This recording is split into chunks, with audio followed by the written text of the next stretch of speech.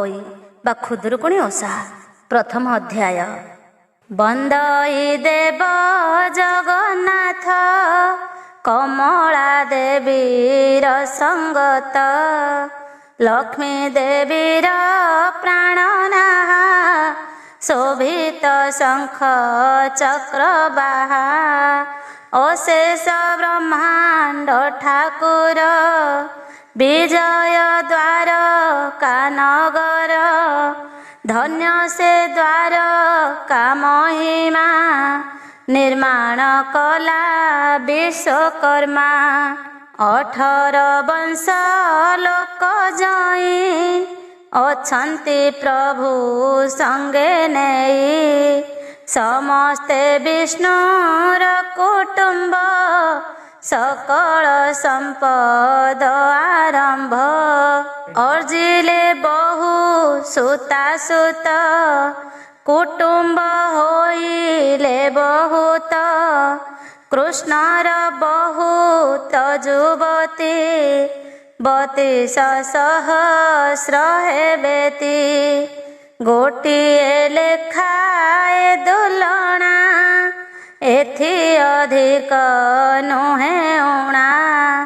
ଦୁହିତା 3 ଗୋଟି ଜାତ, ଏମନ୍ତେ କୁଟୁମ୍ବ ବହୁତ। ରାଜା ତହିଁରେ ଉଗ୍ରସେନ, ମନ୍ତ୍ରୀ ଯାଦବ 3 ଜଣ, ଶୋଭେଣ ପରଜା ପାଳନ୍ତି, ବଳିଷ୍ଠ ଦୁର୍ବଳ ଅଛନ୍ତି। ସବୁରି ଘରେ ଶୁଦ୍ଧ ସ୍ୱର୍ଣ୍ଣ, ସମସ୍ତେ କୁବେର ସମାନ। ଯାବତ ଓଷା 12 ବ୍ରତ, ସେ ପୁରେ ଅଛଇ ସମସ୍ତ। ଆପେ ମନୁଷ୍ୟ ଦେହ ଧରି, ମେଦିନୀ ଭରା ନାଶ କରି। ଯହିଁ ବିଜୟ ଯଦୁବତ୍ସ, ତହିଁ କିସ ଦେବା ଲକ୍ଷ୍ୟ। ଆଶ୍ୱିନ କାର୍ତ୍ତିକ ହୋଇଲା, ମାର୍ଗଶିର ଯେ ପ୍ରବେଶିଲା। ତା ଅନ୍ତେ ପୌଷ ମାଘ ଲେଖ, ଫାଲଗୁନ ଚୈତ୍ର ବୈଶାଖ। ଜ୍ୟେଷ୍ଠ ଆଷାଢ଼ ଯେ ଶ୍ରାବଣ, ଭାଦ୍ରବ ମାସ ହୁଏ ପୁଣ। କୃଷ୍ଣ ପ୍ରତିପଦା ତିଥିର, ଯେତେ ହୁଅଇ ରବିବାର। ଖୁଦୁରୁକୁଣୀ ନାମେ ଓଷା, ହୋଇଲା ସେହି ଦିନ ନିଶା। ରୁକ୍ମିଣୀ ଯୋଡ଼ିବେନି କର, ବୋଇଲେ ଶୁଣ ଚକ୍ରଧର। ଆଦିତ୍ୟ ବାର ଆଜି ହୁଏ, ହୋଇବ ମଙ୍ଗଳା ଓଷାଏ। ଖୁଦୁରୁକୁଣୀ ନାମ ତାର, ପୂଜିଲେ ମଙ୍ଗଳ ପାର। ସତ୍ୟ ଯୁଗରେ ଯେ ମଙ୍ଗଳା, ଝିଅଙ୍କୁ ପାଳି ଗିରିବାଳା। ମାତାଙ୍କୁ ମାଗିଲେ ସେ ବର, ଏ ଓଷା ହୋଇବ ଆମ୍ଭର। ପ୍ରସନ୍ନ ହୁଅ ବର ଦେବା, ଅସ୍ତ ହୋଇଲେ ତାଙ୍କୁ ସର୍ବା। ସେଦିନୁ ଏ ଓଷା ସମ୍ଭୂତ, ବାଳିକା ମାନଙ୍କର ମତ। ପ୍ରସନ୍ନ ବଦନା ମଙ୍ଗଳା, ବାଳିକା ମାନଙ୍କର ଲୀଳା।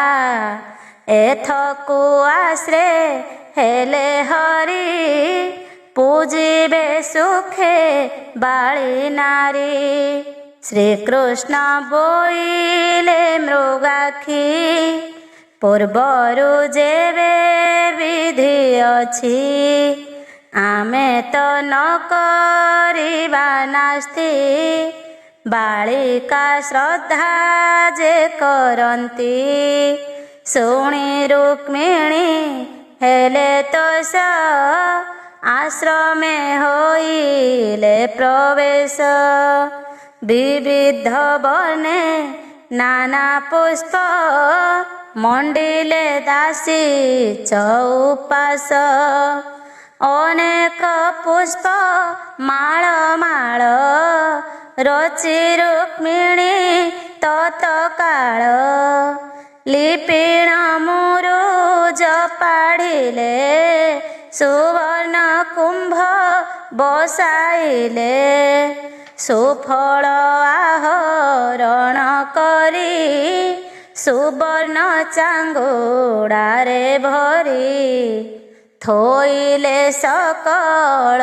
सन्निधे अनेक दीपावली मध्ये जेतेक ओसार जे विधि जेतेक द्रव्य कले सिद्धि बसिले बालिका सुंदरी हस्तरे पुष्पांजलि धरी आवरी बसिले समस्ते 18 वर्ष लोक जेते श्रीय श्रीमती मधुबामा रुक्मणी लीला सत्यभामा जे लीला माळ जे दुलणा सुकेशी चंचला खंजना मरुआ सेवती कुंकुमा सरुआ तुलसी उत्तमा पद्मा जे सेवती पार्वती विमला मदना मालती कपोती हंस जे सुमेधा रंभा श्रीकृष्ण प्रिया राधा एमंते अनेक तरुणी केताहा पारिब बखाणी देवकी कृष्णर जननी बसिले सबु नारी घेनी वृद्ध बालिका जुबा नारी बसिले मंगला सुमरी जयतु जय गो मंगला उद्धारु बुढ़ी बार बेला जयतु मंगला उत्तम आरत भंजनी तो नाम संकट तारिणी मंगला हृदय मंदार पुष्पमाला प्रसन्न हुआ महामाये आंभंकु हुआ गोसदये संकट तारिणी मंगला उद्धारु बुढ़ी बार भेला हस्त जोड़ीण सर्वनारी बांछा समस्ते हृदय करी एथु तारु सक्रावती सासुंकु बचन बोलंती कह ए ओषा विधि कथा पूर्व हूँ जे मनते व्यवस्था बधु वचने करी दया कहन्ति वसु देव प्रिया प्रथमे जम्बू द्वीपे सार बेढ़ी लवण सागर ए पक्षे द्वीपे शुद्ध नीर बेढ़ी बलय आकार दधि समुद्र 12 द्वीपे लवण समुद्र समीपे सौरा समुद्र जे तहिं रे बेढ़ी 4 ପାରୁଷରେ ରତ୍ନ ଦୀପରେ ସିନ୍ଧୁ ସୁଣ ବେଢ଼ିଛି ଯେ ସନେକ ପୁଣ ଦ୍ୱୀପଙ୍କ ମଧ୍ୟେ ଅସ୍ତଗିରି ବେଢ଼ିଛି ମେରୁ କୁଆ ବୋରି ଗିରି କି କେତେ ଅନ୍ତର ଅଛଇ ଏକ ଦ୍ୱୀପାନ୍ତର ତହିଁରେ ରାଜା ତିଳଧ୍ୱଜ ବହୁତ ଆୟତନ ରାଜ୍ୟ ସମସ୍ତ ଘରେ ଯେ କୁଶଳ ଧର୍ମ ସ୍ଥାପିଣ ମହିପାଳ ଭାରିଜା ମାନେ ପତିବ୍ରତା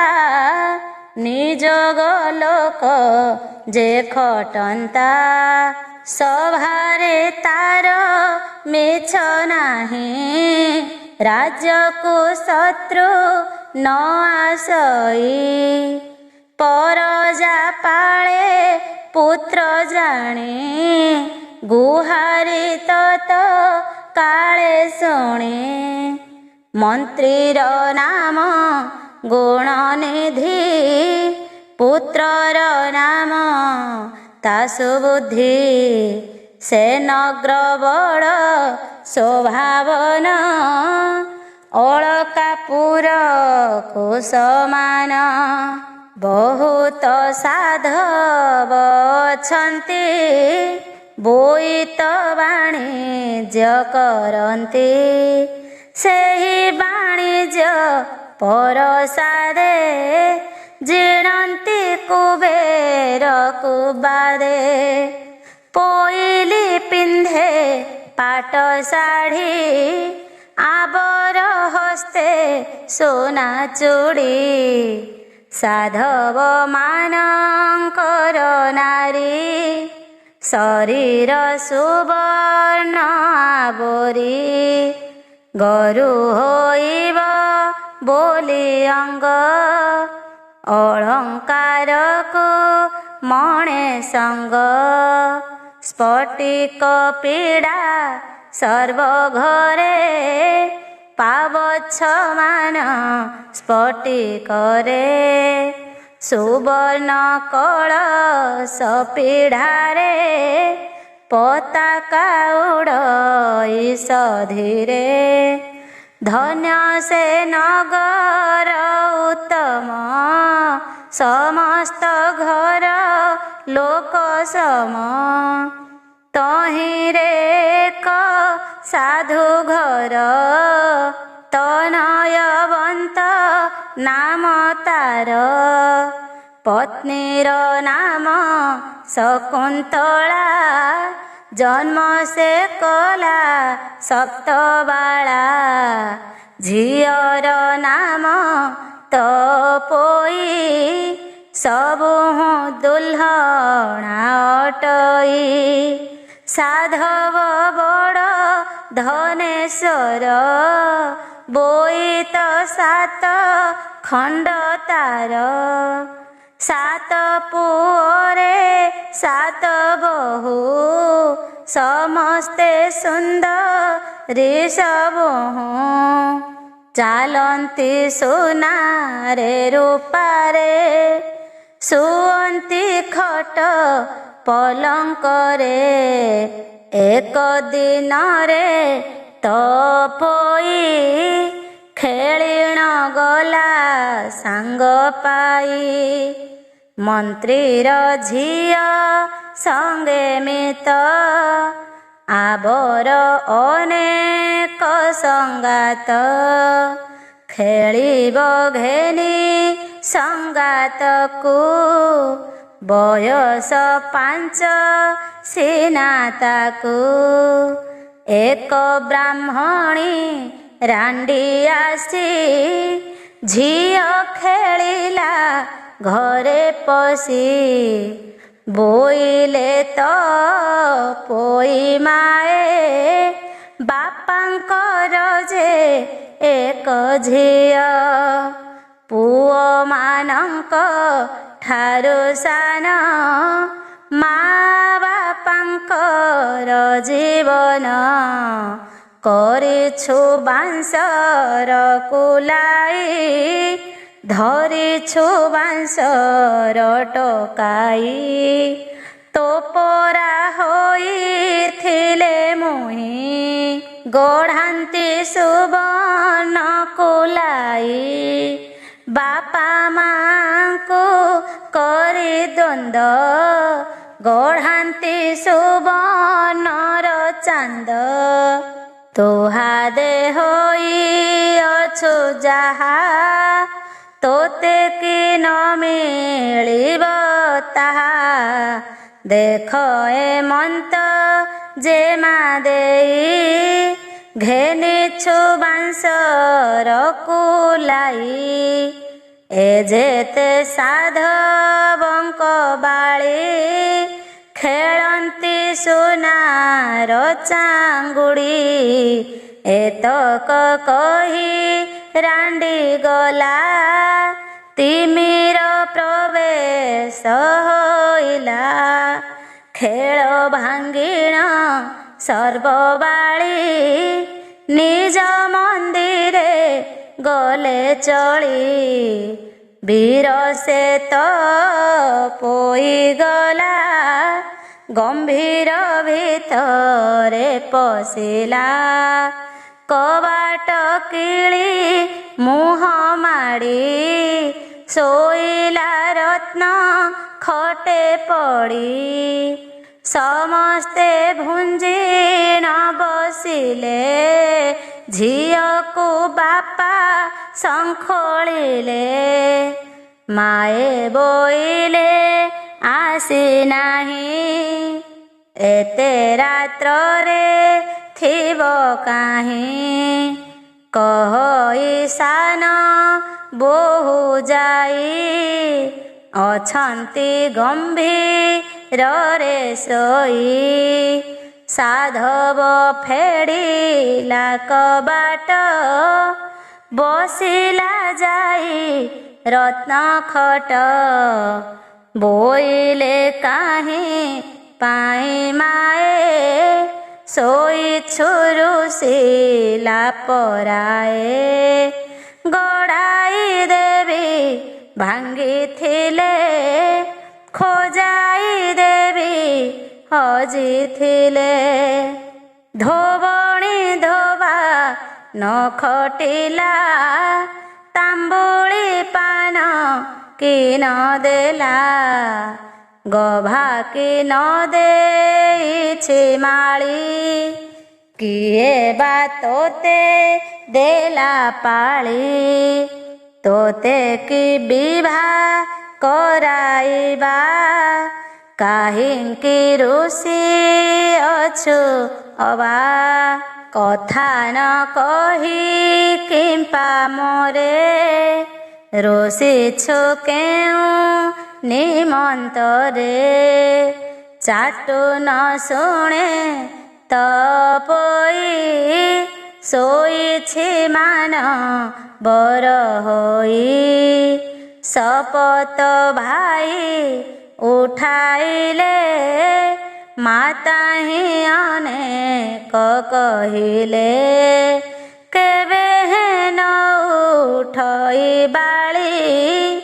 କୁଟୁମ୍ବ ଯାକ ମନେ ଭାଳି ନୀଳେନ୍ଦ୍ରୀ ନାମେ ସାନ ବୋହୂ ତ ପୋଇର ପ୍ରିୟ ସେହୁ ସେ ବୋହୂ ଅନେକ କହିଲା ନ ଉଠି ବଚନ ବୋଇଲା କହ ମୋ ପିତାର ଗ୍ରତେ ସୁବର୍ଣ୍ଣ ଚାନ୍ଦ ଦେଉ ମୋତେ ନ ଦେଲେ ନ ଖାଇବି ଭାତ ତ ଆଗେ କହୁଅଛି ସତ ଶୁଣି ସମସ୍ତେ ତ ସହେଲେ ଝିଅଙ୍କୁ ପିଅର କହିଲେ ଏଛାର କଥାକୁ ଗୋମାଏ ରୁଷିଛୁ ନ ମିଳିଲା ପ୍ରାୟ କାଲି ଭିତରେ ଗଢ଼ାଇବି 15 ଦିନେ ଚାନ୍ଦ ଦେବି। ଶୁଣିଉ ସତ ତପୋଇ ବସିଲା ମାତା କୋଳେ ଯାଇ। ଏମନ୍ତ ରଜନୀ ପାହିଲା ସାଧବ ବିନ୍ଧାଣି ଆଣିଲା। ସାଧବ ସାଧବାଣୀ ବସି ଗଢ଼ାନ୍ତି ସୁବର୍ଣ୍ଣର ଶଶୀ। ଚାରିପାରୁ ସେ ଶୋହେ ହୀରା ଚନ୍ଦ୍ରକୁ ବେଢ଼ି ଯେହ୍ନେ ତାରା। ଏମନ୍ତେ କେତେ ଦିନ ଗଲା ସାଧବ ଅଧା ଚାନ୍ଦେ ମଲା। ମାତା ହିଁ ପୂର୍ଣ୍ଣ ଚାନ୍ଦେ ମଲେ ସମସ୍ତ କୁଟୁମ୍ବ କାନ୍ଦିଲେ। କିଛି ଦିନରେ କ୍ରିୟା ସାରି ବ୍ରାହ୍ମଣେ ଯଉତି ସେବରି। ଏମନ୍ତେ କେତେ ଦିନ ଗଲା ବୋଇତ ପଦାର୍ଥ ସରିଲା। ସେଦିନ ଦେଖି ସାଧୁମାନେ ହରସ ହେଲେ ନିଜ ମନେ। ସମୁଦ୍ରେ ବୋଇତ ମେଲିଲେ ଶପଥ ବୋହୂକୁ ଡାକିଲେ। ବୋଇତେ ଯାଉଅଛୁ ଆମ୍ଭେ ଘର ସମ୍ଭାଳିଥିବ ତୁମ୍ଭେ। ଦେଖ ଏ ଦଇବର କୃତ୍ୟ ପିତା ସଙ୍ଗତେ ଗଲେ ମାତ। ଯେମନ୍ତେ ଝିଅ ନ ଝୁରିବ ତେମନ୍ତେ ସେବା କରୁଥିବ। ଭୋଜନ କରାଇବ ଆଣି କହି ଅପୂର୍ବର ସବାଣୀ। ଦୋଳିରେ ଦୋଳି ପଞ୍ଚାଇବ ନିମିଷେ ହେଳା ନ କରିବ। ଶୁଣି ବୋଲନ୍ତି ସାତ ଯାଏ ଝିଅଙ୍କୁ ନାହିଁ କିଛି ଭଏ। ନିରନ୍ତେ ସେବା କରୁଥିବୁ କ୍ଷଣେ ହେଳା ନ କରିବୁ। ତୁମ୍ଭଙ୍କୁ ଦେଖି କରି ଆମ୍ଭେ ହେଳାରେ ରହିଥିଲୁ ଦମ୍ଭେ।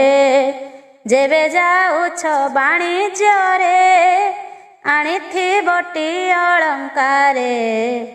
କେବଲେ ମୋର ସୁନା ଚୁଡ଼ି ଆଣିଥିବଟି ରତ୍ନ ଜଡ଼ି। କେବଲେ ହୀରାର ବସଣି ମୋହର ପାଇଁ ଥିବ ଆଣି। କେବଲେ ସୁବର୍ଣ୍ଣ କଙ୍କଣ ଆଣିଥିବ ମୋ ନିମନ୍ତ୍ରଣ। କେବଲେ ଅଷ୍ଟରତ୍ନ ତାରା କେବଲେ ଖଞ୍ଜା ମୋତି ହୀରା। କେବଲେ ହୀରା ମଲ୍ଲି କଢ଼ି ଉତ୍ତମ ରୂପେ ଥିବ ଗଢ଼ି। ଭାଇଙ୍କି ବୋଲେ ତପୋଇ ମୋ ପାଇଁ ହୀରାର କଣ୍ଢାଇ। କେବଲେ ବସନ୍ତ ପତଣୀ ମୋହର ପାଇଁ ଥିବ ଆଣି। ଏମନ୍ତ ଶୁଣି ସାତ ଭାଇ ଜଳେ ବୋଇତ ଗଲେ ବାହି। ଏମନ୍ତେ କେତେ ଦିନ ଗଲା ବୋଇତ ସେ ରାଜେ ଲାଗିଲା। କୁଶଳେ ରହିଲେ ସେ ଯାଇ କୁଶଳ ଦୀପ ସେ ବୋଲାଇ। କହନ୍ତି ପ୍ରଭୁ ଚକ୍ରପାଣି ଶୁଣି ସନ୍ତୋଷ ଠାକୁରାଣୀ। ସମସ୍ତେ ଦେଲେ ହୁଳହୁଳି ଯୁବା ତରୁଣୀ ବୃଦ୍ଧ ମିଳି। ମଙ୍ଗଳା ନାମ ଉଚ୍ଚାରିଲେ କର ଅଞ୍ଜଳି ଶିରେ ଦେଲେ। ଯେଜାର ଉପଚାର ବିଧି ପୂଜି କାମନା କଲେ ସିଦ୍ଧି। କହନ୍ତି ଦାସ ଗୋପୀନାଥ କୃଷ୍ଣ ଚରଣେ ମୋର ମାଥ। ପ୍ରଥମ ପାଳି ଅଧା ଶେଷ କାମିନୀ ଗଣେ ହେଲେ ତୋଷ। ଚଳିଲେ ଯେ ଯାହା ସଦନେ ମଙ୍ଗଳା ନାମ କରି ଧ୍ୟାନେ। ଇତି ଶ୍ରୀକୃଷ୍ଣ ରୁକ୍ମିଣୀ ସତ୍ୟଭାମା ଉକ୍ତୌ ନାମ ପ୍ରଥମ ଅଧ୍ୟାୟ। ଦ୍ୱିତୀୟ ଅଧ୍ୟାୟ ଏଥି ଉତାରୁ ଏବେ ଶୁଣ କହନ୍ତି ପ୍ରଭୁ ନାରାୟଣ। ରଙ୍ଗ ଧରେ ମନ୍ଦ ହସି ରୁକ୍ମଣୀ ମୁଖ ଚାହିଁ ଭାସି। बोलती आरे प्रियतमा तो पोईर ए महिमा शुणी लुटिकी प्रिय सही तो आगे कहिलई मुई सत्यभामा जे पासे थिले कर जोड़ीण जणाइले बोइले कह ए विधान शुणी श्रद्धा मोर मन सत्यभामार बोल शुणी कहती प्रभु चक्रपाणी तनय साधव कुमरे गले बोईत बाणिज्यरे लागिला एक दीपांतरे सुखेण बिका किणा कले किणिले अलंकार मान रहिले तही किछि दिन एथि उतारू सात जाए घर संभाळ दिन निये तो पोईकी पाଳି थांती क्षणे हेळा न करती सेवा करिण थांती नीति देख गोदई बरगति से तो स्वर्गर पसरी मर्त्य मनुष्य रूप धरी सुंदर पणे मनोहर देखि ढलिबे सुर नर मुख दिशई चंद्र जिणी तिल कुसुम नासामणि अधर पको बिंब फल खंजन नयन चंचल कुंभकाकृति कंठ देश नीच तामर प्राय केश कोकिल प्राय कहे बाणी अंगुली चंपा कढ़ी जेणे चरण रंगर बिंद बेढ़ीण थांती सटपद एमंते तो पोईबाळा ताहार सपतणी लीला एही समये काल जाणे स्वर्गरु ओइलार मणि साधव द्वारे से मिलिला कपटे भिक्षा से मागिला रांडी ब्राह्मणी रूपधारी देखिला साधवर नारी सर्वे देखिण तारे धाई माया रे किछि न दिसई ताहार डाक शुणी कर्णे केही न बोइले बचने बोइले भिक्षा दियो माए कि करुअछ सात जाए रांडी ब्राह्मणी बोल शुणी समस्ते बोलुछंती बाणी के बोले कुंकुम लिपुछि के बोले गभा बांधुअछि के बोले भांगु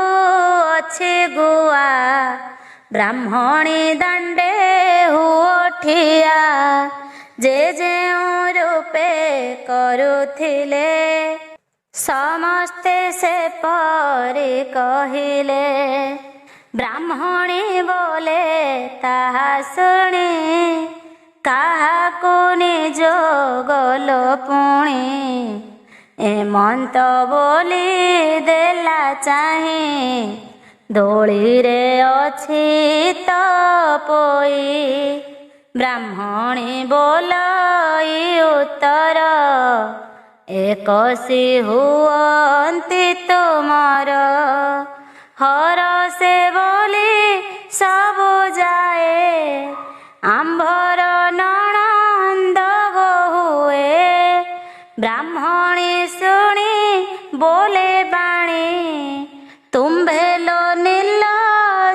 ତରୁଣୀ କନିଷ୍ଠ ନଣନ୍ଦ ଛାରକୁ ଶତ୍ରୁ ରଖିଛ ଉପରକୁ ବସିଛି ଦୋଳିର ଉପର କିମ୍ପା ଏହାକୁ ସେବା କର ଏ କାଳେ ମଣୁ ଅଛ ଭଲ ପଛକୁ ପାଇ ବଟିସଲ ଭାଇମାନଙ୍କୁ ଖଚ କହି ଅନେକ ଶାସ୍ତି ଦେବ ଏହି ବେଳହୁଁ ନ କର ଉପାୟ ପଛକୁ ନଥିବ ଗୋ ଭୟ ଛେଳିର ଖାଅ ବନସ୍ତରେ ମରାଅ ବ୍ୟାଘ୍ର ଭଲ୍ଲୁକରେ ନୋହିଲେ ନିଶ୍ଚୟ ମରିବ ଏମନ୍ତେ ଯେବେ ନ କରିବ ଭଲ ସମୟ ଅଛି ହୋଇ ଘରେ ନାହାନ୍ତି ସାତ ଭାଇ ଏକଥା ଯାହା ସେ କହିଲା ସବୁରି ମନକୁ ଅଇଲା ନୀଳେଦ୍ରି ନାମେ ସାନ ବୋହୂ ତପୋଇର ପ୍ରିୟ ସେହୁ ମୋ ମନେ ଯେଉଁ କଥା ଅଛି ତୁ ଏକା ହୋଇଥିବୁ ସାକ୍ଷୀ ସେ ବୋହୂ ଏମନ୍ତ ଚିନ୍ତିଲା ଏମନ୍ତେ କେତେ ଦିନ ଗଲା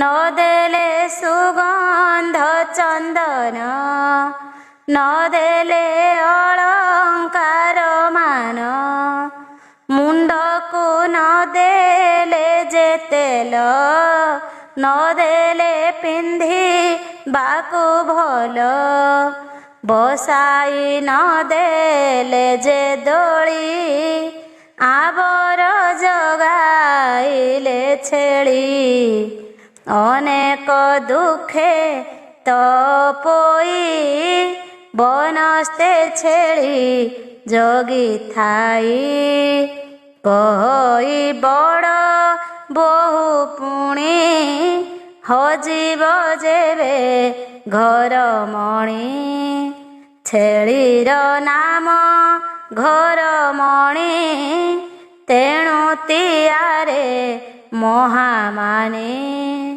ମୁଖେ ଲଗାଇ ଚୂନ କାଳି କାଟିବ ନାକର ବଉଳି ଛିଣ୍ଡା ଟୋକେଇ ଖଣ୍ଡେ ନେଲା ଉପରେ ପତର ବୁଜିଲା ତଳରେ ମୂଷା ମାଟି ଭରି ପାତ୍ରରେ ଭାତ ଗୋଟା ଚାରି ପାଉଁଶ ଲୁଣ ବୋଳି ହେଲା ପତର ଘୋଡ଼ାଇଣ ଦେଲା ଘେନିଣ ତ ପୋଇ ଚଳି ବନରେ ଚରାଇଲା ଛେଳି ଭୋକେଣ ଟୋକେଇ ଫେଡ଼ିଲା ମାଟି ଦେଖିଣ ଫିଙ୍ଗିଦେଲା ନିତ୍ୟରେ ବୋହୂମାନେ ଏହି ପ୍ରକାରେ ଦିନେ ଦିନେ ସାନ ବୋହୂର ପାଳି ଦିନ ବହୁତ ଦେଇ ଥାଇ ଅନ୍ନ ତିଅଣ ଲୁଣ ଦେଇଥାଇ ସେଦିନ ହସି ସୁସ୍ଥେ ଖାଇ ଏମନ୍ତେ କେତେ ଦିନ ଗଲା ଭାଦ୍ରବ ମାସ ଯେ ହୋଇଲା ବନରେ ବସି ତପୋଇ କଷ୍ଟେଣ ଛେଳି ରଖିଥାଇ ବରଷା ବେଳେ ଘରମଣି ହଜିଲା ବନସ୍ତରେ ଥରେ ପୁଣି ଘରକୁ ସବୁ ଛେଳି ଗଲେ ଗୁହାଳ ଭିତରେ ପଶିଲେ। ମାଇଲୁ ମୋର ଛେଳି ଗୋଟି ହଜାଇଅଛୁ ନାକ କାଟି। ନଇଲେ ନାକ ଯେ କାଟିବି ଘରୁ ବାହାର କରିଦେବି। ଏଥି ଉତ୍ତାରୁ ତପୋଇ ନୀରବେ ଛେଳି ଖୋଜି ଯାଇ। ଆଡ଼ ଉହାଡ଼ ଲତା ତଳ ଖୋଜେ କଣ୍ଟକ କଣ୍ଟାମାଳ। ସମସ୍ତ ଠାବ ସେ ବୁଲିଲା ନ ପାଇ ତାଟକା ହୋଇଲା। ନିଶି ହୋଇଲା ଘଡ଼ି ଦୁଇ ଅନ୍ଧାରେ ପଥ ନ ଦିଶଇ। ଯୋଗେ ସେଦିନ ରବିବାର ଖୁଦୁରୁକୁଣି ଓଷା ସାର। କୋଠିରେ ବାଳ ଝିଅ ମିଳି ଦେଉଅଛନ୍ତି ହୁଳହୁଳି। ତାହା ଶୁଣିଲା ତପୋଇ କୋଠିରେ ମିଳିଲା ସେ ଯାଇ। ବୋଇଲା ନାରୀ ମାନେ ଶୁଣ ଏ ଓଷା କଲେ କେଉଁ ଗୁଣ। ଶୁଣି ବୋଲନ୍ତି ବାଳ ଝିଅ ଏ ଓଷା 5 ପାଳି ହୁଏ। ଖୁଦୁରୁକୁଣି ଏ ଅଟଇ ଯାହା ମାଗିବ ତାହା ପାଇ। ଏଥିରେ ଦେବତା ମଙ୍ଗଳା ରଖନ୍ତି ବୁଢ଼ୀ 12 ବେଳା। ଏମନ୍ତେ ଶୁଣି ତପୋଇ ମନରେ ଆନନ୍ଦ ହୋଇ। ବୋଇଲା ଏ ଓଷା କରିବି ହଜିଲା ଛେଳି କି ପାଇବି। ତପୋଇକି ବସାଇଲେ ସମସ୍ତ ଫଳ ଦେଇଦେଲେ। ବସିଲା ସାଧବର ବାଳି ମନରେ ମଙ୍ଗଳା ସୁମରି। ମାଗୋ ମଙ୍ଗଳା ତୁ କାମାକ୍ଷୀ ତୋତେ ମୁଁ ସେବା କରୁଅଛି। ଛେଳି କି ପାଇବି ମୁଁ ଯେବେ ମୋହର ବାଞ୍ଛା ସିଦ୍ଧି ତେବେ। ଏମନ୍ତ ବିଚାରି ମନରେ ଛେଳି ନିମନ୍ତେ ଗଲା ଖରେ। ବାଟେ ଭେଟିଲା ଘର ମଣି ନିଶ୍ଚିନ୍ତ ହୋଇଲା ତକ୍ଷଣେ। ମନରେ ବାଞ୍ଛା ସିଦ୍ଧି କଲା ଛେଳି କି ନେଇ ରଖିଲା। ଏଥି ଉତ୍ତାରୁ ସାଧୁ ବାଳି ଘର ମଣିକି ନେଇ ଚଳି। ଘରକୁ ଓଡ଼ାଇଣ ନେଲା ଗୁହାଳ ଭିତରେ ଛାଡ଼ିଲା। ବସିଲା ବହନ୍ତିରେ ଯାଇ ଦେହକୁ ଶୀତଳ କରାଇ।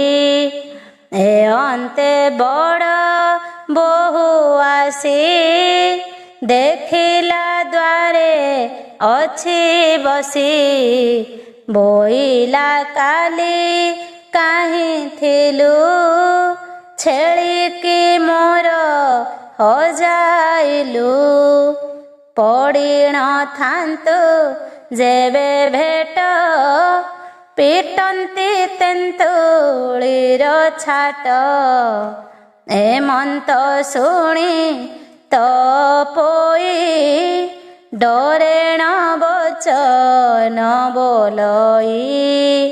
ଛେଳିକି ଆଣିଲି ହେ ଖୋଜି ବରଷା ବେଳେ ଥିଲା ହଜି।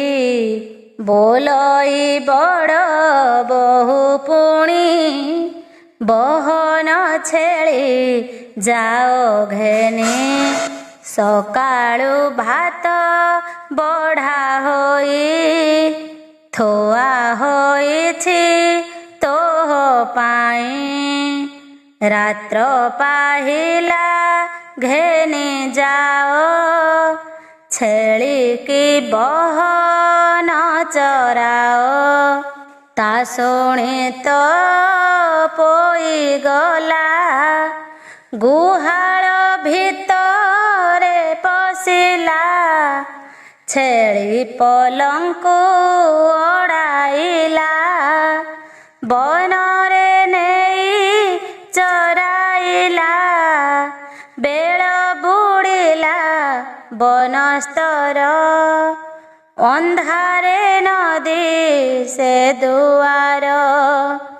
ଏମନ୍ତ କେତେ ଦିନ ଗଲା ଖୁଦୁରୁକୁଣି ଓଷା ହେଲା।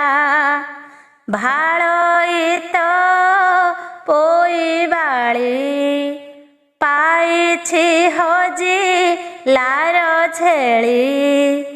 ଏମନ୍ତ ପାଞ୍ଚ ପାଳି ଗଲା ସଖୀଙ୍କ ସଙ୍ଗତେ ମିଳିଲା। ଖୁଦ କୁଣ୍ଡାରେ ପିଠା କରି ଖୁଦ ତଣ୍ଡୁଳ ପୁର କରି। ସଖୀଙ୍କି ମାଗିଲା ବହନ ଫଳ ଫୁଲର ପିଠା ମାନ। ଓଷା କୋଠିରେ ଯାଇ ବସି ଭାଇଙ୍କ ଶୁଭ ସେ ମନାସି। ବୋଇଲା ମଙ୍ଗଳା ଉଦ୍ଧାର ମହାସଙ୍କଟୁ ପାରି କର। ଦର ବରଷ ହେଲା ଗଲେ ଆପଣା ରାଜ୍ୟକୁ ନଇଲେ। ଅସାର ସୋପନ ଦେଖିଲି ତେଣୁ ତୁମ୍ଭଙ୍କୁ ଆଶ୍ରା କଲି। ଭୂଦେବୀ ମଙ୍ଗଳା ଗୋସାଇଁ ଶୁଭେ ଆସିବେ ସାତ ଭାଇ। ଦେଖିବି ବେନି ନୟନରେ ପ୍ରବେଶ ହୋଇଲେ ମନ୍ଦିରେ। ଏମନ୍ତ ବାଞ୍ଛା କରି ବାଳି করে ଘେନିଲା ଦୀପାବଳି। ସମସ୍ତେ ହୁଳ ହୁଳି ଦେଲେ ମଙ୍ଗଳା ନାମ ସୁମରିଲେ। ଏମନ୍ତେ ଓଷା ପୂଜା ସାରି ଯେ ଯାହା ମନ୍ଦିରକୁ ଚଳି। କହଇ ଗୋପୀନାଥ ଦାସ ଦୟା କରିବେ ପୀତବାସ। ଇତି ଶ୍ରୀକୃଷ୍ଣ ରୁକ୍ମଣୀ ସତ୍ୟଭାମା ଉକ୍ତ ତପୋଇ ମନୋରଥ ପ୍ରାପ୍ତ ଉଚ୍ଚାରଣେ ନାମ ଦ୍ୱିତୀୟ ଅଧ୍ୟାୟ। ତୃତୀୟ ଅଧ୍ୟାୟ। ଏଥୁ ଅନ୍ତରେ ଯେ ଶୁଣ ଯେ ଯାହା ପୂର୍ବର କଷଣ। ସେ କଥା ନ ଯେନୁ ହଇ ଦଇବ ଯୋଗେ ଭୋଗ ହୋଇ। ପ୍ରଭାତେ ତପୋଇ ବାଳି ସ୍ନାନ ସାରିଣ ନେଲା ଛେଳି। ଦେଇଛି ବଡ଼ ବୋହୁ ଭାତ ଫେଡ଼ିଣ ଦେଖିଲା ତୁରିତ। ତଳରେ ଅଛି ମୂଷା ମାଟି ଉପରେ ଭାତ ଚାରି ଗୋଟି। ପାଉଁଶ ବୋଳି ଲୁଣ ନାହିଁ ତିଅଣ ଅବା ଥିବ କାହିଁ। ଏହା ଦେଖିଣ ତ ପୋଇ ଉଚେଣ ଉଠିଲା ବୋବାଇ। ପିଅର ଅଧା ଚାନ୍ଦେ ମଲେ ମାତା ହିଁ ପୁରା ଚାନ୍ଦେ ମଲେ। ବୋଇତେ ସାତ ଭାଇ ଗଲେ ଭାଉଜେ ଏତେ କଷ୍ଟ ଦେଲେ। ନିଶ୍ଚୟ ବନରେ ମରିବି ଘରକୁ ଆଉ କିମ୍ପା ଯିବେ। ଏମନ୍ତ କହି କାନ୍ଦେ ବାଳି ଶବ ଦେବନସ୍ତ ଉଛୁଳି। ଦେଖି ବିଧାତା ଘଟ ସୂତ୍ର ତେଣେ ସାଧବ ସାତ ପୁତ୍ର। ବୋଇତ ଘେନି ଆସି କୂଳେ କାନ୍ଦଣା ଶବଦ ଶୁଣିଲେ। ନିକଟେ କାନ୍ଦୁଅଛି ବାଳି ତୁଣ୍ଡ ବାରିଣ ମନେ ଭାଳି। ତ ପୋଇର ତୁଣ୍ଡ ପ୍ରାୟ ଶୁଭଇ ଅରଣ୍ୟ ଲତାଏ। ଶୁଣି କନିଷ୍ଠ ଭାଇ ଗଲା ଅରଣ୍ୟ ଭିତରେ ପଶିଲା। ଶିଆଳି ଲତା ତଳେ ଯାଇ ରୋଦନ କରେ ତ ପୋଇ। ରଜନୀ ଅର୍ଦ୍ଧ ଅଛି ହୋଇ ଦେଖି ସାଧବ ପୁତ୍ର ଯାଇ। କିଏ ତୁ ଭଲେଣ ଗୋ କହ ତ ପୋଇର କମ୍ପେ ଦେହ। କାହାର ଅଟୁ ତୁ ଗୋବଂଶ ନାମ ତୋହର ଅଟେ କିସ। ଏମନ୍ତ ଶୁଣି ତ ପୋଇ ନ କାନ୍ଦି ସମ୍ଭାଳି କହଇ। ନ ଜାଣେ ଭାଇ ବୋଲି କରି ଉଭା ହୋଇଲା ମନେ ଡରି। ବୋଇଲା କେ ତୁମ୍ଭେ ଗୋସାଇଁ ନିରକ୍ଷ ପ୍ରାଣୀ ମୁଁ ଅଟଇ। ମୋର ପିତାଙ୍କ ନାମ ସାହୁ ସାତ ପୁଅରେ ସାତ ବୋହୂ।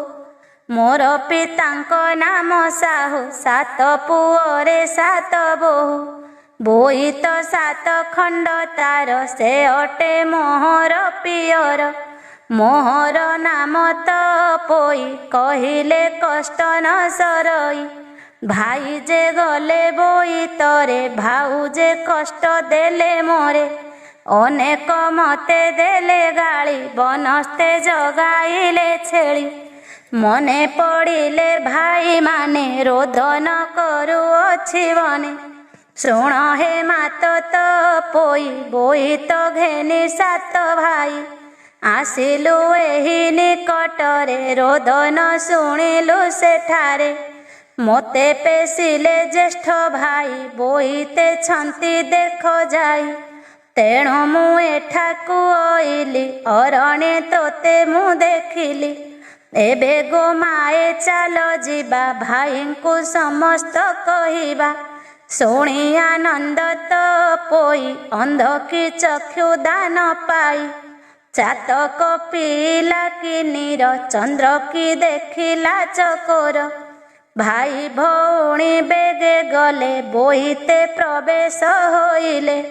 ବୋଇତେ ଜଳୁଥିଲା ଦୀପ ଦେଖିଲେ ତ ପୋଇ ରୂପ। ତେଲ ବିହୁନେ କେଶ ଉଡ଼େ ମୁଣ୍ଡୁ କୁଣି ଝରି ପଡ଼େ। ଛିଣ୍ଡା ଲେଙ୍କଡ଼ା ପିନ୍ଧିଥାଇ ଦେଖି ବିକଳ ସାତ ଭାଇ।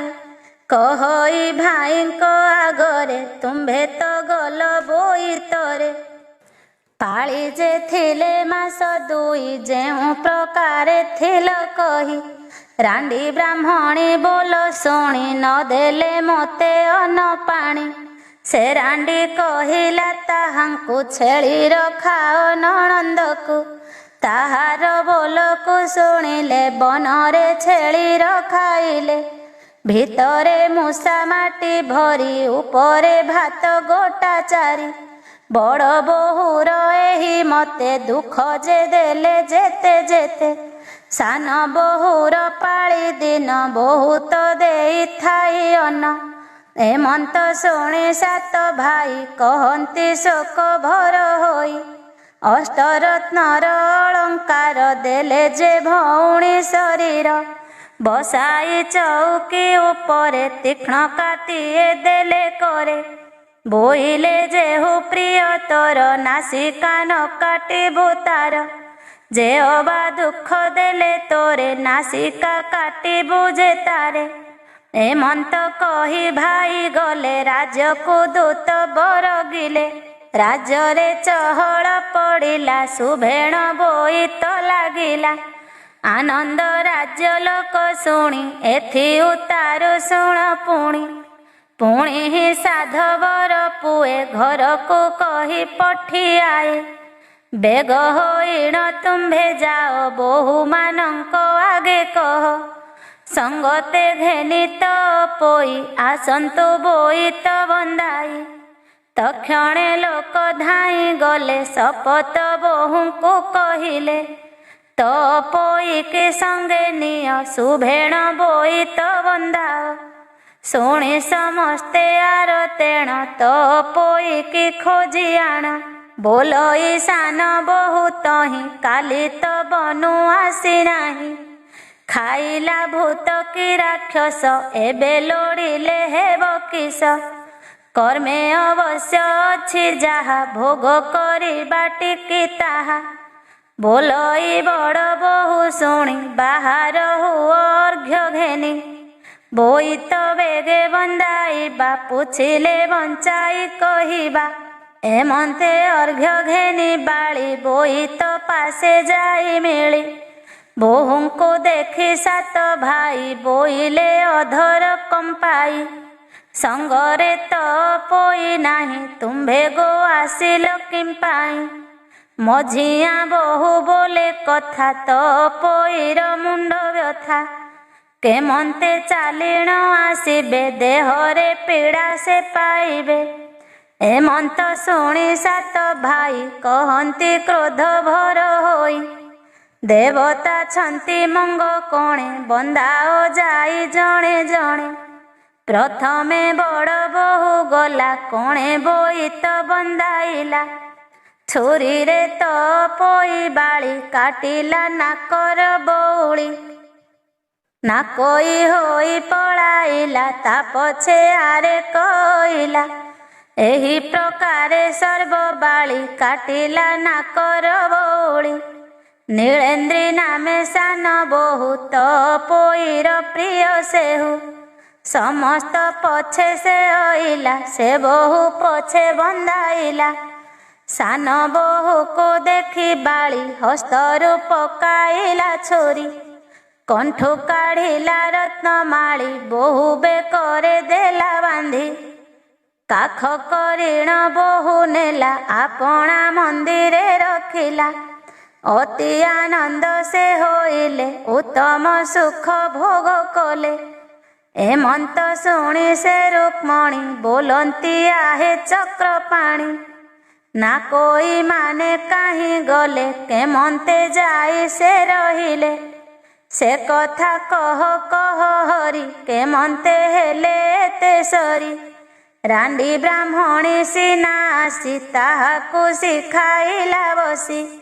बोलोई नणंद ए छार एहाकु एते सेवा कर कसण देई तमाइल पछकु दुख संपादिल तुम्भे गो निर्लज बालिश एहार जोगु जीवनाश एमंत कहिण से गला माया मोहिनी लगाइला हजिला एहांकर बुद्धि नणंद संगे हेले बादी आयत नथिला तांकरी किंपा होइले एते सरी कहंती देवकी नंदन शुण गो जुवती रतन ना कोई माने तही गले अरण्य भितरे पशिले बहुत दूर पथ जाई बुलंती बार प्राय होई विकले करंती रोदन शुभई घोर गरजन समस्ते होई एक मेल बसिले वृक्ष छाई तल रुधिरे तनु जर जर पड़ई धरणी उपर हृदय बेनिकर सारी कांदंती दैव सुमरी आहा विधाता एहा कलु कि दोषे दशा विहिलु एका करम सड़ नारी लेखिण थिलु कि विचारी किंपाई न कलु मरण बनस्ते थिला एक क्षण साधव घरे हेलु जात एकाळे होइलु अनाथ जान्तु बापा भाई घर मुख को चाहिबु काहार हेमंत बोलिण जुवती समस्ते रोदन करती ବୋଇଲେ କରିବା ଗୋକିସ ଖାଇ ମରି ବାଣ ବିଷ କେବଲେ କିଛି ଗୋନ ଭାଳ ନିଶ୍ଚୟ ପୁରିଲା ଆମ୍ଭ କାଳ କେବଲେ ବନେ ପଶି ଯିବା ବ୍ୟାଘ୍ର ଭାଲୁଙ୍କ ମୁଖେ ଯିବା କେହି ଆମ୍ଭଙ୍କୁ ନ ଖାଇଲେ ନିରେଖ ବୋଲି ଛାଡ଼ିଦେଲେ ଏମନ୍ତ କହୁ ବେଳ ଗଲା ତିମିର ଆସି ପ୍ରବେଶିଲା ଦଇବ ଯୋଗେଣ ଶାର୍ଦୁଳ କ୍ଷୁଧା ତୃଷାରେ ସେ ଆକୁଳ ମିଳିଲେ ଯୁବତୀଙ୍କ ପାଶ ଦେଖିଣ ବୁଡ଼ିଲା ସାହସ ନା କୋଇ ମାନେ ତହିଁ ପଡ଼ି ପିଣ୍ଡରୁ ପ୍ରାଣ ଗଲା ଛାଡ଼ି ବେନି ଶାର୍ଦୁଳ ତହିଁ ଗଲେ ସେ ମୃତ ପିଣ୍ଡ ପଡ଼ିଥିଲେ ଏମନ୍ତେ ରଜନୀ ପାହିଲା ରବି କିରଣ ପ୍ରକାଶିଲା ସେ ବନେ ସଦାଶିବ ଥାନ୍ତି ମର୍କତ ଲିଙ୍ଗ ଶୋଭା ପାନ୍ତି ତାହାଙ୍କୁ ନ ଦେଖନ୍ତି କେହି ଗୁପତେ ହୋଇଥାନ୍ତି ରହି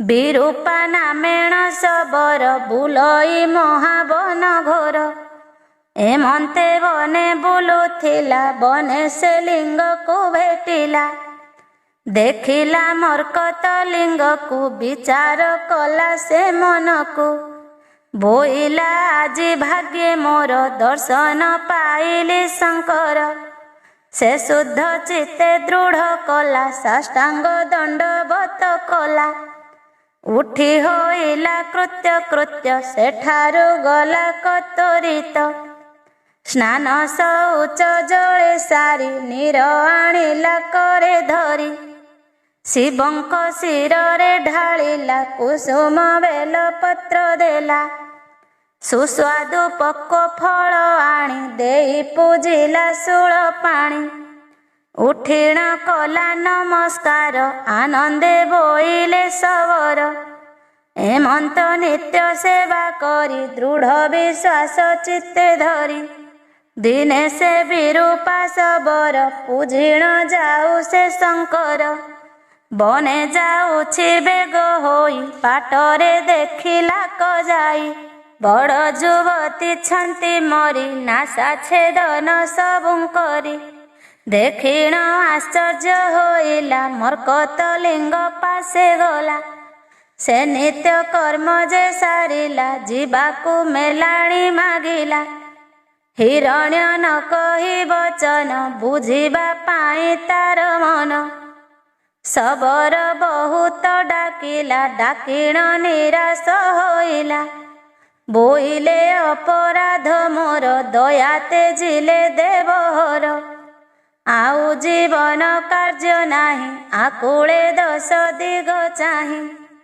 ନାରାଜ ପାଷାଣେ ଘଷିଲା କଣ୍ଠ ତଣ୍ଟିରେ ବସାଇଲା ଡାକିଲେ ପ୍ରଭୁ ଦେବହର ରହରେ ବିରୂପା ସବର କିମ୍ପାଇଁ ହାରୁଛୁ ଜୀବନ ମୁହିଁ ଜାଣିଲି ତୋର ମନ ପ୍ରସନ୍ନ ହେଲି ମାଗବର ଯେ ଇଚ୍ଛା ମନରେ ତୋହର ସବର ମନେ ବିଚାରଇ ସେ ପ୍ରାଣୀ ପର ହିତେ ଥାଇ ସ୍ୱର୍ଗ ପ୍ରାପତ ହୁଏ ତାରେ ସୁରି ମୁଁ ଅଛଇ ସଂସାରେ ଏମନ୍ତ ମନେ ବିଚାରିଲା କର ଯୋଡ଼ିଣ ଜଣାଇଲା ବୋଇଲା ପ୍ରଭୁ ମହେଶ୍ୱର ମୋ ଅପରାଧ କ୍ଷମା କର ସଡ଼ ଯେ ନାରୀ ଛନ୍ତି ମରି ଯିବେ ନାସିକା କଅଁଳି ଅସ୍ତୁ ବୋଇଲେ ଷୋଳଧର ତକ୍ଷଣେ ଦେଖିଲା ସବର ବୋଲଇ ଆଗ ନାରୀ ମାନେ କିମ୍ପା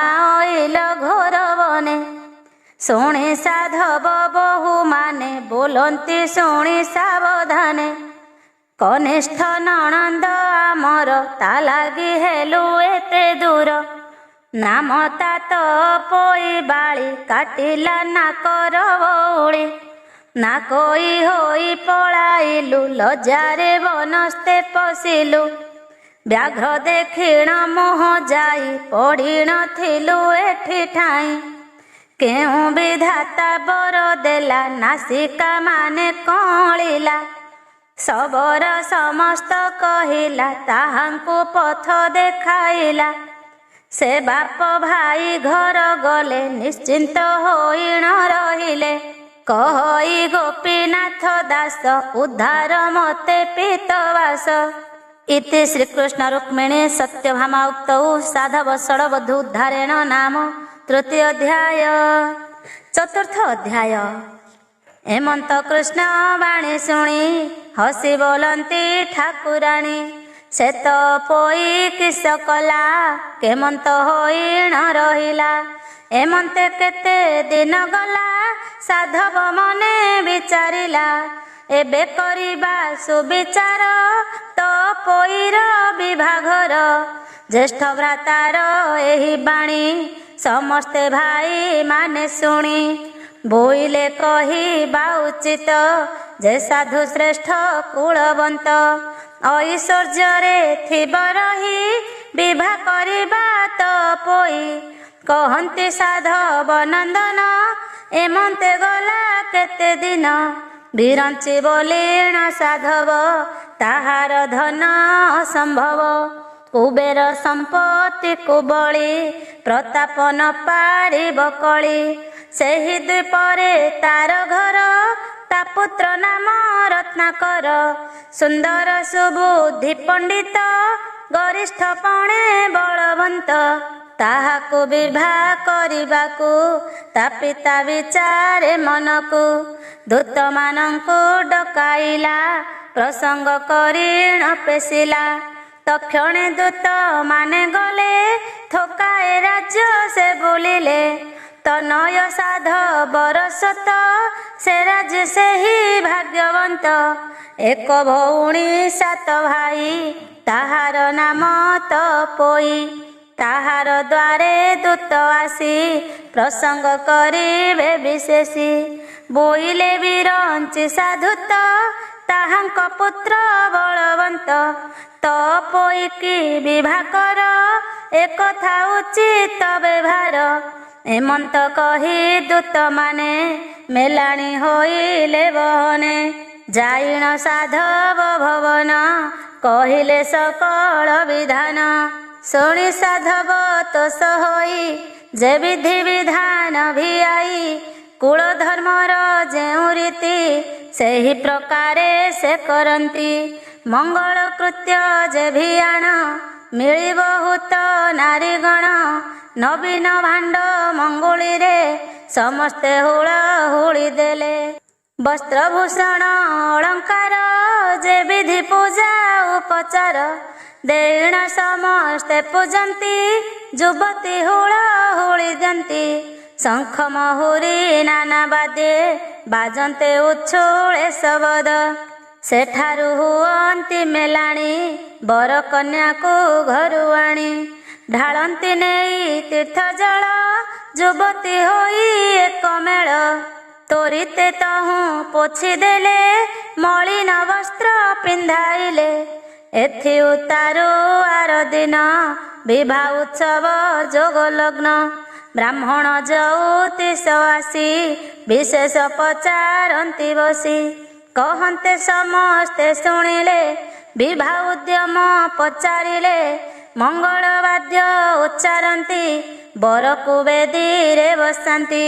ବ୍ରାହ୍ମଣେ ବେଦ ବାକ୍ୟ ଭାଷି ବୋଇଲେ କନ୍ୟାକୁ ଆଣସି। ତା ଶୁଣି କନ୍ୟାକୁ ଅଣାଇ ଲବଣ ଚଉଁରୀ ପକାଇ। ଅଷ୍ଟରତ୍ନର ଅଳଙ୍କାର ଖଞ୍ଜିଲେ କନ୍ୟାର ଶରୀର। ଝିନ ବସନ ପିନ୍ଧାଇଣ ଦେବାଙ୍ଗ ବସ୍ତ୍ର ଉପରଣ। ଦେଇଣ କନ୍ୟାକୁ ଆଣିଲେ ବେଦୀ ଉପରେ ବସାଇଲେ। ଅନେକ ବାଦ୍ୟ ବଜାବନ୍ତି ଯୁବତୀ ହୁଳ ହୁଳି ଦିଅନ୍ତି। ଶବଦ ଶୁଭେ ଘୋର ନାଦ ବ୍ରାହ୍ମଣେ ପଢୁଛନ୍ତି ବେଦ। ଜନଗହଳେ ନୁହେଁ ପଶି ଦେଖିବର କନ୍ୟାକୁ ତୋଷି। ସମସ୍ତେ ଧନ୍ୟ ଧନ୍ୟ କଲେ ବିବାହ ଉତ୍ସବ ବଢ଼ାଇଲେ। ବନ୍ଧୁ କୁଟୁମ୍ବ ଜ୍ଞାତ ଜନ ଭୋଜନ କଲେ ମିଷ୍ଟନ। ସେଦିନ ରଜନୀ ପାହିଲା ରବି କିରଣ ପ୍ରକାଶିଲା। ସାତ ଭାଇଙ୍କି ଅଣାଇଲା ବିରଞ୍ଚି ସାଧବ ଉଠିଲା। ବୋଇଲେ ମେଲାଣି ଆମ୍ଭଙ୍କୁ ବହ ନଦିଅ ହେ ଯିବାକୁ। ଶୁଣି ତ ନୟ ସାଧୁ ସୁତେ ଉଦ୍ୟମ କଲେ ଯିବା ଅର୍ଥେ। ସଜ କରିଣ ରଜ ତୋଳି ବସାଇ ତ ପୋଇବାଳି। ସୁବର୍ଣ୍ଣ ଚାନ୍ଦ ଘରେ ଥିଲା ସାଧବ ବେଗେ ଅଣାଇଲା। ଉପରେ ଖଟାଇଲା ସେହି ଦେଖି ଆନନ୍ଦ ତ ପୋଇ। ଚନ୍ଦ୍ରକୁ ବେଢ଼ି ଯେନେ ତାରା ଅତି ସୁନ୍ଦର ଦିଶେ ତୋରା। ଦକ୍ଷିଣ ନଗ୍ର ନାରୀମାନେ ବୋଲନ୍ତି ଧନ୍ୟ ତୋ ଜୀବନେ। ସାତ ଭାଇରେ ତ ପୋଇ ଦଣ୍ଡେ ମୂର୍ଚ୍ଛାନ୍ତି କେହି ନାହିଁ। ଭାଉଜ ଦେଖି ନ ପାରିଲେ ଏହାର ଲାଗି ଦୂର ହେଲେ। ସାନ ଭାଉଜ ନଣନ୍ଦର ଦଣ୍ଡେ ହେନୁ ହେ ଅଭ୍ୟନ୍ତର। କେମନ୍ତେ ମୂର୍ଚ୍ଛିବ ଏହାଙ୍କୁ ଆସିବା ଯାଏ ତା ଘରକୁ। ଏମନ୍ତ ଶୁଣି ତ ପୋଇ ବେନି ନୟନ ଲୁହ ବହି। ଭାଉଜ କାନ୍ଦେ ଶୋକ ଭରେ ଲୁହ ପୋଛିଣ ବେନି କରେ। ସାହି ପଡ଼ିଶା ଯେତେ ଥିଲେ କାନ୍ଦିଣ ପ୍ରବୋଧନ କଲେ। ଏମନ୍ତ ସୈନ୍ୟ ସଜ ହେଲେ ଯେ ଯାହା ବାହାନ ଚଢ଼ିଲେ। ବରକୁ ସୁବେଶ କରାଇ ପାଲିଙ୍କି ଉପରେ ବସାଇ। ଆଗରେ ଗଲେ ତ ପୋଇ ପଛରେ ବର ଚଳି ଯାଇ। ତ ପୋଇର ସାତ ଭାଇ ପାଛୋଟି ଖଣ୍ଡେ ଦୂର ଯାଇ। ବିରଞ୍ଚି ସାଧବକୁ କହି ଯେ ଯାହା ରୂପେ ମାନ୍ୟ ହୋଇ। ଲେଉଟି ଘରକୁ ଅଇଲେ କନ୍ୟା ଘେନିଣ ସେହୁ ଗଲେ। ଯାଇଣ ମିଳିଲେ ରାଜ୍ୟରେ ଶୁଣ ହେଥୁ ଅନନ୍ତରେ। ଚଉଠି ସାତ ଯେ ମଙ୍ଗଳା ଏ ରୂପେ ସବୁ ସେ ବଢ଼ିଲା। ଏମନ୍ତେ ଶ୍ରୀକୃଷ୍ଣର ବାଣୀ ରୁକ୍ମଣୀ ସତ୍ୟ ଭାମା ଶୁଣି। ବୋଲନ୍ତି ଶୁଣ ଦେବ ହରି ସେ ତ ସ୍ୱର୍ଗର ଅପସରି। ସାଧବ ଘରେ ସେ ରହିଲା କେମନ୍ତେ ସ୍ୱର୍ଗକୁ ସେ ଗଲା। କହନ୍ତି କମଳ ଲୋଚନ ଶୁଣ ଗୋର ମଣି ରତନ। ସେ ଚିତ୍ରସେନ ସ୍ୱର୍ଗପୁରେ ଭାଳଇ ବସି ନିରନ୍ତରେ। ନିକଟ ଦିନ ଆସି ହୋଇ 16 ବରଷ ପୁରୀ ନାହିଁ। ଏମନ୍ତ ସମୟ ଗନ୍ଧର୍ବ ଇନ୍ଦ୍ରକୁ ବୋଇଲେ ଭୋଦେବ। ଏବେ ମୁଁ କରିବି କେମନ୍ତେ ବିଚାର କର ସଚିନାଥ। ଇନ୍ଦ୍ର ବୋଇଲେ ଚିତ୍ରସେନ 16 ବରଷ ଯେଉଁ ଦିନ। ସମ୍ପୂର୍ଣ୍ଣ ହୋଇ ବଟି ଯେବେ ବିମାନେ ଘେନି ଯିବୁ ତେବେ। ବସାଇ କରି ତୋର ନାରୀ ମଞ୍ଚୁ ଆଣିବୁ ସ୍ୱର୍ଗପୁରୀ। ଶୁଣିଣ ଇନ୍ଦ୍ରର ବଚନ ଗନ୍ଧର୍ବ ଗଣ ଥାଇ ଦିନ। 16 ବରଷ ଯହୁଁ ହେଲା ବିମାନ ଘେନି ସେ ଚଳିଲା। ପୁଷ୍ପ ବିମାନ ଆକାଶରେ ରହିଣ ଥିଲା ସେ ଗୁପ୍ତରେ। ଦେଖ ଏ ଦଇ ବରଗତି ଯେ ଯାହା କର୍ମ ସେ ଭୁଞ୍ଜନ୍ତି। ତ ପୋଇକି ନେବା ପାଇଁ ଗନ୍ଧର୍ବ ଆସିଥିଲା ତହିଁ। 7 ମଙ୍ଗଳା ବିଧି ସାରି 8 ମଙ୍ଗଳା ବିଧି କରି। ତ ପୋଇକି ଭାଇ ସାଥେ ବସାଇ ଗଜ ଦନ୍ତ ରଥେ। ଘରକୁ ଘେନିଣ ଗମନ୍ତି ଶୂନ୍ୟ ଦେଖିଲା ତାର ପତି। ଆସିଣ ପଥ ଗାଳିଲା ସବୁଙ୍କୁ ଘଉଡ଼ାଇ ଦେଲା। ତ ପୋଇକି ଘେନି ଯାଇ ପୁଷ୍ପକ ବିମାନେ ବସାଇ। ସ୍ୱର୍ଗରେ ଯାଇଣ ମିଳିଲା ଇନ୍ଦ୍ର ଛାମୁରେ ଜଣାଇଲା। ମାନବ ରୂପ ତାର ଗଲା ଦେବ ଶରୀର ପ୍ରକାଶିଲା। ଆନନ୍ଦ ହୋଇ ବେନି ଜନେ ସୁଖେ ରହିଲେ ସ୍ୱର୍ଗ ସ୍ଥାନେ। କହଇ ଶିଶୁ ଗୋପୀନାଥ ଉଦ୍ଧବ ଶଙ୍ଖ ଚକ୍ରହସ୍ତ। ଇତି ଶ୍ରୀକୃଷ୍ଣ ରୁକ୍ମଣୀ ସତ୍ୟଭାମା ଉକ୍ତୌ ତ ପୋଇ ବିବାହ ଓ ସ୍ୱର୍ଗଗମନମ୍ ନାମ ଚତୁର୍ଥୋଧ୍ୟାୟ। ପଞ୍ଚମ ଅଧ୍ୟାୟ। ଏଥୁ ତାରୁ ଶୁଣ ଏବେ କହିବା ତହିଁର ବିଧାନ। ଯହୁଁ ସେ ତ ପୋଇ ବାଳି ସ୍ୱର୍ଗ ଭୁବନ ଗଲା ଚଳି। ଦେଖି ତାହାର ବନ୍ଧୁ ଜନେ ଚକିତେ ଚାହିଁଲେ ଗଗନେ। କହନ୍ତେ ସମସ୍ତେ ଶୁଣିଲେ ବହୁତ ଜନ ମେଳି ଦେଲେ। ଦୂରରୁ ଶୁଭିଲା ଶବଦ ସକଳେ ହୋଇଲେ ନିର୍ବୋଧ। ବୁଦ୍ଧି ବିବେକ ଜନମାନେ ବିଚାର କଲେ ମନେ ମନେ। ବୋଇଲେ ସ୍ୱର୍ଗ ଅପସରି ମଞ୍ଚେ ଜନ୍ମିଲା ଦେହ ଧରି। ଭୋଗ ସରନ୍ତେ ସେହୁ ଗଲା ସ୍ୱର୍ଗରେ ଯାଇ ନ ବସିଲା। ଶୁଣି ତନୟ ସାଧୁ ସୁତ ବୋଇଲେ କଥା ଉଚିତ। ଯେବେ ସେ ଦେବତା ନୁହନ୍ତି ସ୍ୱର୍ଗର ଚାନ୍ଦ କି ମାଗନ୍ତି। ଏମନ୍ତ ଶୁଣି ତହୁଁ ଗଲେ ନିଜ ଭୁବନେ ପ୍ରବେଶିଲେ। ସେ ସାତ ଭାଇ ମେଳ ହୋଇ ଭାଳନ୍ତି ଏକ ମନ ହୋଇ। ବୋଲନ୍ତି ଦେବତାର ମାୟା କେ ଅବା ଜାଣିଥିଲା ଏହା। ନ ବୁଝି ଆମ୍ଭେ ଏତେ ସରି କୁଳବଧୂଙ୍କୁ ଦୂର କରି। ନାସିକା ମାନ କଟାଇଣ ଘଉଡ଼ି ଦେଲଇଁ ତକ୍ଷଣ। ନିରାଶ ହୋଇ ପଳାଇଲେ କେ କାହିଁ ଯେ ପ୍ରାଣ ହାରିଲେ। ଏବେ କରିବା ଆଗ କିସ ସବୁ ମରିବା ଖାଇ ବିଷ। ଧନ ସମ୍ପଦ କାରଣ ଦଇବ ଦେଲା ଯେ କଷଣ। ମାତା ପିଅର ଆମ୍ଭେ ମଲେ ଆମ୍ଭ କଷଣ ନ ଦେଖିଲେ। କହିଣ ବିମଳ ହୁଅନ୍ତି ନୟନ ଲୋତକ ଗଢ଼ାନ୍ତି। ବହୁତ ହୋଇଲା କଷଣ ଜଗତେ ଶୋଭିଲା ଶୋଷଣ। ସାଧବ ଶୁକ୍ର ହୋଇ କରି ଭାରିଜା ଦେଲେ ଦୂର କରି। ଏବେ ପାଇଲେ ଏଡ଼େ ଦୁଃଖ ହୋଇଲେ ଅତି ନିରେଖ। ସେ କୁଳବଧୂ ମାନେ ଥିଲେ ସମସ୍ତେ ବାରତା ପାଇଲେ। ଶୁଣିଣ ହୋଇଲେ ଉସତ ବହନ ପେଶି ଦେଲେ ଦୂତ। ଯେ ଯାହା ଅନୁରୂପେ ଗଲେ ସାଧବ ମନ୍ଦିରେ ମିଳିଲେ। କହିଲେ ସକଳ ବିଧାନ ଶୁଣି ହୋଇଲେ ତ ସମନ। ସକଳ ବନ୍ଧୁ ଘରେ ଗଲେ ଭାରିଜା ମାନଙ୍କୁ ଦେଖିଲେ। ଦେଖିଣ କଲେ ସେ ରୋଦନ ବହଇ ଅଶ୍ରୁ ଘନ ଘନ। ସକଳ କଥା ମାନ ନେଇ ବହୁତ ହେଲେ କୁହାକୁହି। ବୋଇଲେ ଆସ ଯିବା ଘର ନାହିଁ ଯେ କଲେ ନାରୀବର। ବହୁତ କଷ୍ଟରେ ଅଇଲେ ଯେ ଯାହା ସୁଖେ ରାଜ୍ୟ କଲେ। ଧନ ବସଇ ରତ୍ନମାନ ବହୁତ କଲେ ବିପ୍ରଦାନ। ପୁତ୍ର ଦୁହିତା ହେଲେ ଜାତ ହେମନ୍ତେ ବଂଶ ପ୍ରମିତ। ସେହି ସାଧବ ବହୁ ଯେତେ ଏ ଓଷା କଲେ ସମସ୍ତେ। ଭାଦ୍ରବ ମାସର ବିବାର ଖୁଦୁରୁକୁଣି ଆଦ୍ୟସାର।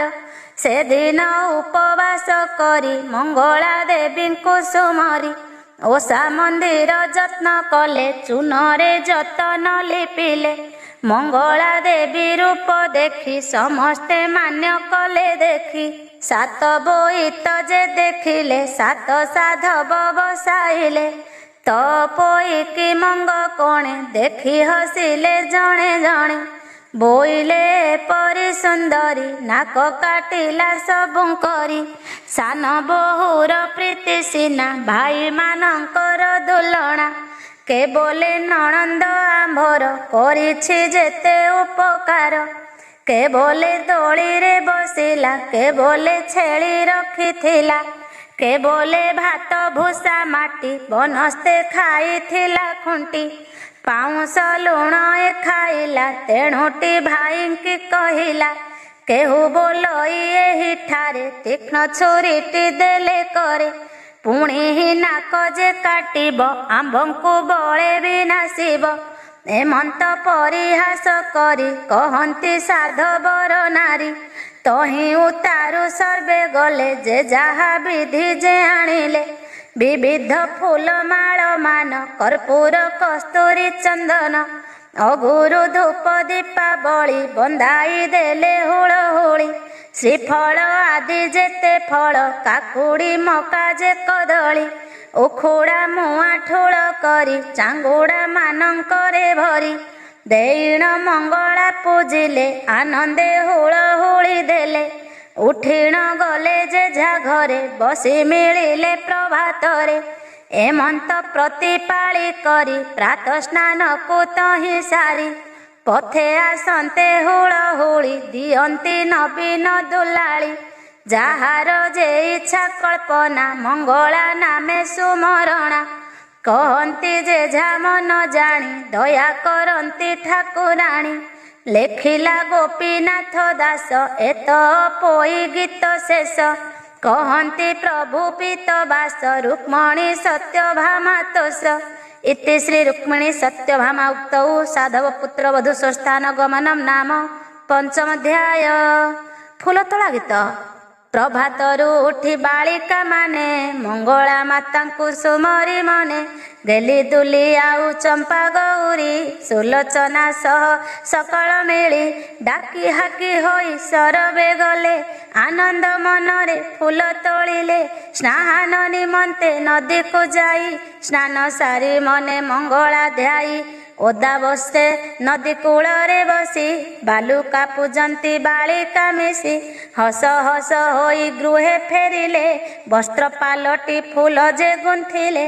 ତରାଟ ମନ୍ଦାର ଅଶୋକା ଜୁଇ ରଙ୍ଗଣୀ ମାଳତୀ ସୁଷମା ଯାଇ।